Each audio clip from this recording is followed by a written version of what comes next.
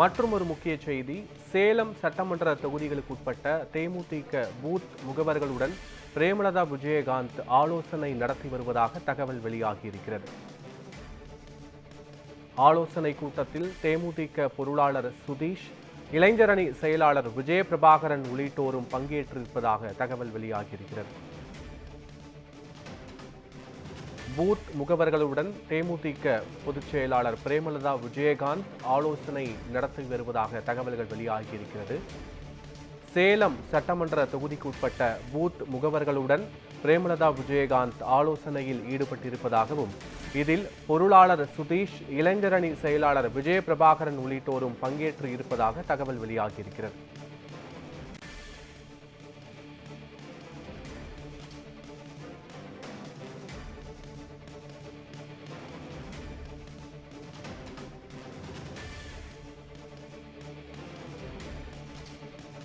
சேலம் சட்டமன்ற தொகுதிகளுக்கு உட்பட்ட தேமுதிக பூத் முகவர்களுடன் அக்கட்சியின் பொதுச் செயலாளர் பிரேமலதா விஜயகாந்த் ஆலோசனையில் ஈடுபட்டிருப்பதாகவும், இந்த ஆலோசனை கூட்டத்தில் தேமுதிக பொருளாளர் சுதீஷ், இளைஞரணி செயலாளர் விஜயபிரபாகரன் உள்ளிட்டோரும் பங்கேற்று இருப்பதாகவும் தகவல்கள் வெளியாகியிருக்கிறது.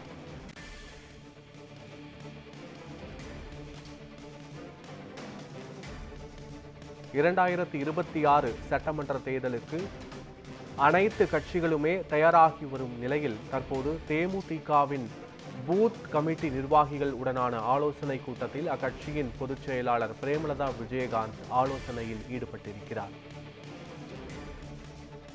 இந்த ஆலோசனை கூட்டத்தில் தேமுதிக பொருளாளர் சுதீஷ், இளைஞரணி செயலாளர் விஜயபிரபாகரன் உள்ளிட்டோரும் பங்கேற்று இருப்பதாகவும் தகவல்கள் வெளியாகியிருக்கிறது.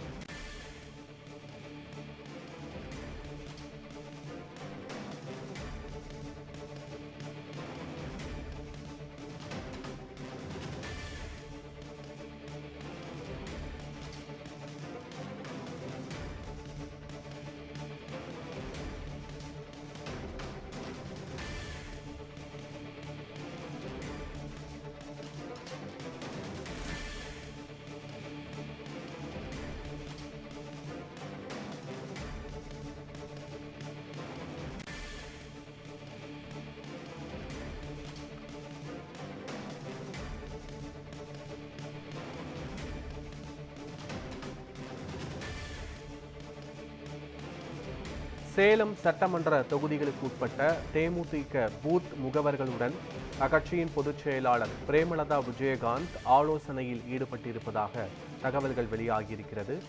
இந்த ஆலோசனை கூட்டத்தில் அக்கட்சியின் பொருளாளர் சுதீஷ், இளைஞரணி செயலாளர் விஜயபிரபாகரன் உள்ளிட்டோரும் பங்கேற்று இருப்பதாகவும், பூத் முகவர்களின் உடனான இந்த ஆலோசனை கூட்டத்தில் கட்சியை எவ்வாறு பலப்படுத்துவது, வருகின்ற சட்டமன்ற தேர்தலை எவ்வாறு எதிர்கொள்வது தொடர்பான ஆலோசனைகள் வழங்கப்பட்டிருப்பதாகவும் தகவல்கள் வெளியாகியிருக்கிறது.